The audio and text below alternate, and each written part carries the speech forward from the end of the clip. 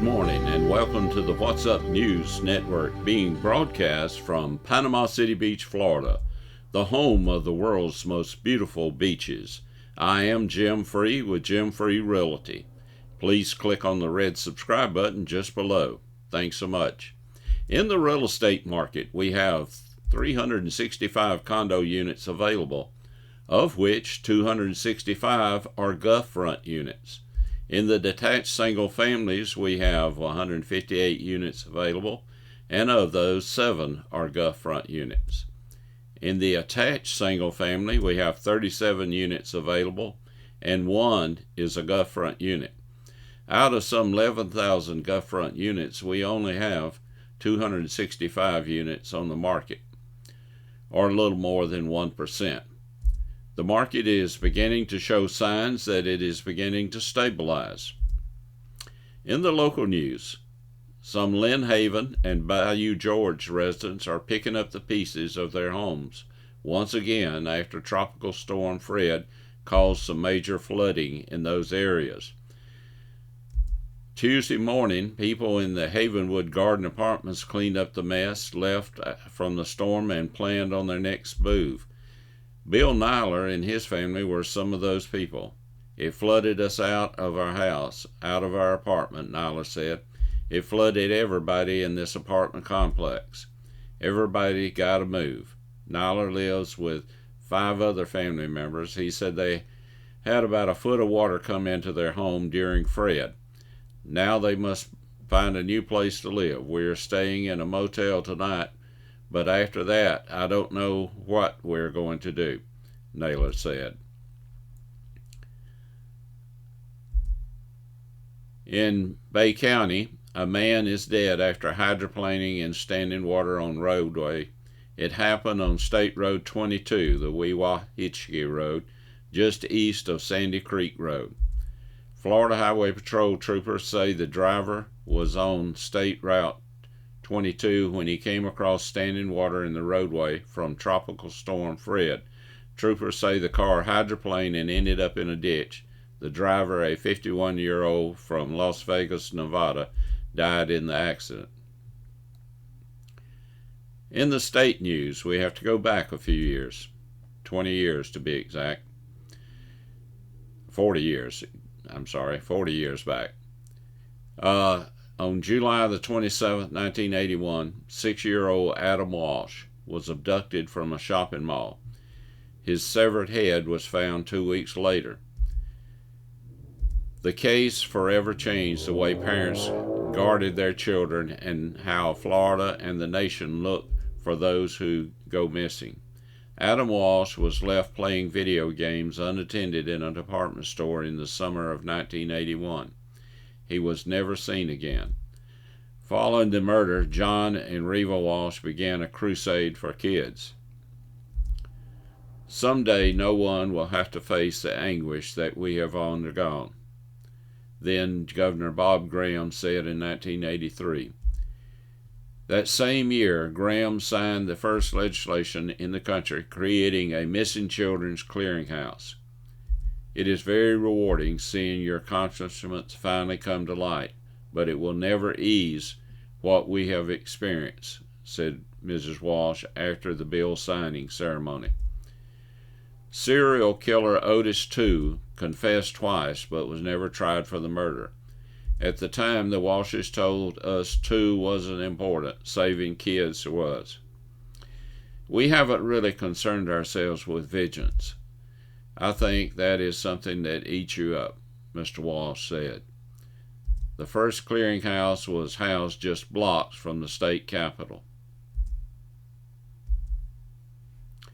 I think I failed to mention that the producer of this video is one of the associate pastors at the church I attend. Billy Mack Richard and his lovely wife were longtime senior pastors of another church in Panama City Beach. Billy Mack is a semi-retired from the ministry. He is very talented. He is one of the keyboard players in the praise and worship team. He works the media booth, and he is a computer guru. Our senior pastor is very seldom out, but on one occasion when he was going out of town, he called on Billy Mack to preach that Sunday. I guess old Billy Mack had been saving up, because he really hammered us that Sunday, and he invited all his friends, including his Cajun friend Scott Boudreaux. The service started at 10 a.m., and about 11:30 he saw Boudreaux sneak out of the service. But Boudreaux returned around 12:30 as the service was ending. As Billy Mack was greeting everyone as they left, he said, "Boudreaux, why don't you leave the service and then sneak back in?" "Well, Pastor Billy Mack, I need to get a haircut." "Boudreaux, why you not get a haircut before the service?" "Pastor Billy, I didn't need a haircut before the service started." I always like to add something to the video that will help our society. Keeping the family unit together is very important. And to do that, it's very important that we understand each other. In order to help accomplish that, I have published the top 10 things that men understand about women.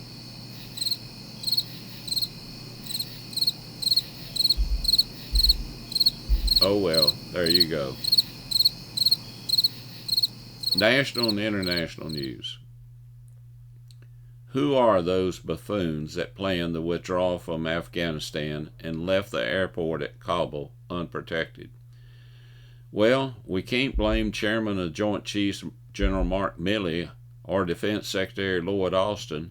They were too busy teaching our military to hate each other because of the color of their skin, since both have bought into the Marxist theory that requires training in critical race theory and the 1619 Project to all our servicemen and women.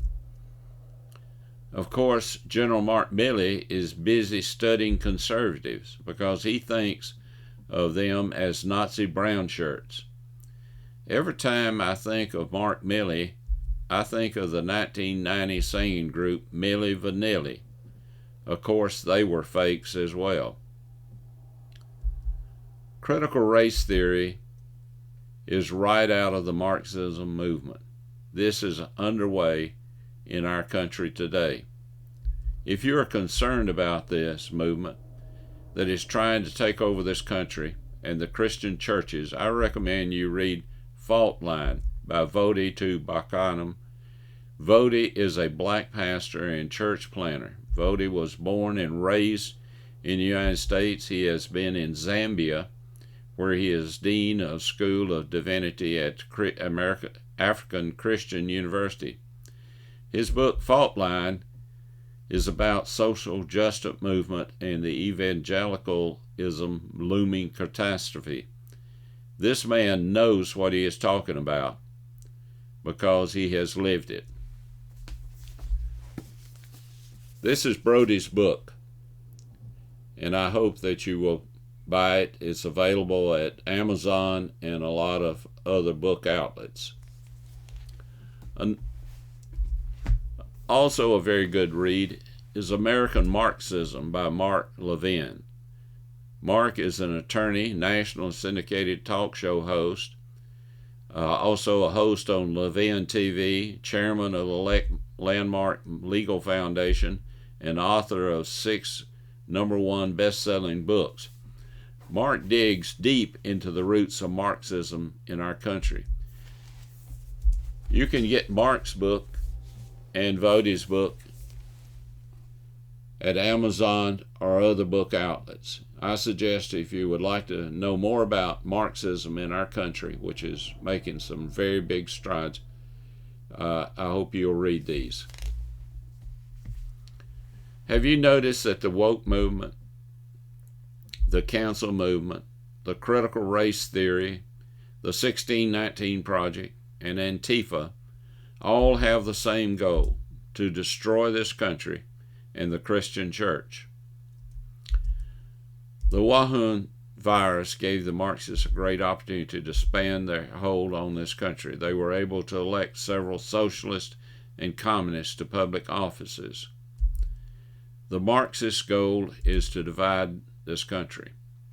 conservative versus liberal, wearing a mask, not wearing a mask, vaccinated, not vaccinated, race, brown, black versus white, Christian versus non-Christian, male versus female or whatever, Republican versus Democrat, children versus parents. In Matthew 12:25, Jesus told us, every kingdom divided against itself is brought to desolation, and every city or house divided against itself shall not stand. There have been over 4 million lives lost to the coronavirus so far. Let's take a look at Flip-Flop Fauci. Dr. Anthony Fauci can change directions faster than a chameleon can change colors. I am not suggesting that Dr. Fauci intended for this pandemic to kill over 4 million, but he might have been driving the getaway car. The revelation of Fauci's 2012 defense of the research comes as new breathing new life into the lab leak theory among the political establishments that dismiss the original hypothesis, which was always credible, as a conspiracy theory.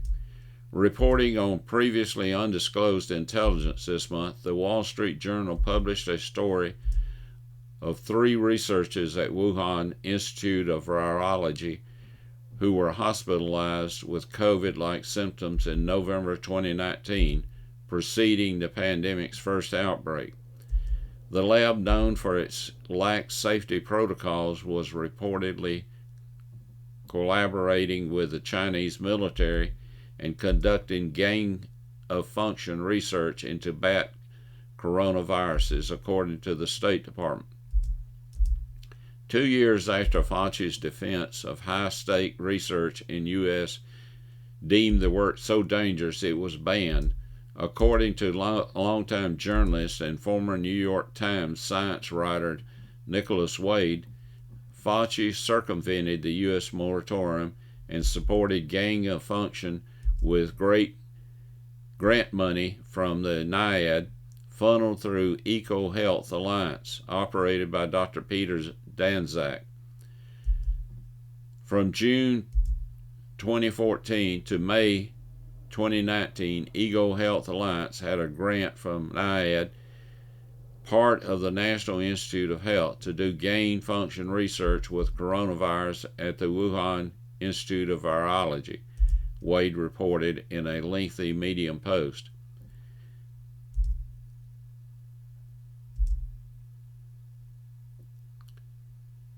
Racism is solved, but do not worry, the Democrats are trying to breathe life into it. Woke Minnesota realtors abolish master bedroom and master bath. They will use terms like owner's room or owner's suite to avoid offending anyone. Ben Crump, the civil rights attorney that represented the George Floyd family, says words matter. The truth is, the term master bedroom first appeared in Sears' catalog about 6 decades after slavery was abolished. It has nothing to do with plantation life, but the truth is not always relevant to race-hating and hustling con artists. Those of you who hold a master's degree need to make a change. How about master locks, master chef, mastermind, master plumber, master electrician?